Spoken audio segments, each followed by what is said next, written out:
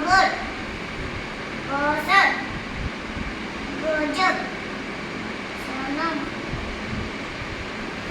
સારસ, બુદ્ધા, આકાર, સાકોર, બોનસ, આસામ, બનાસકાંઠા,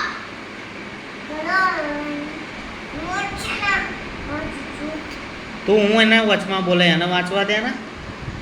એટલે આવ્યું બારસ. બારસ, ઓવા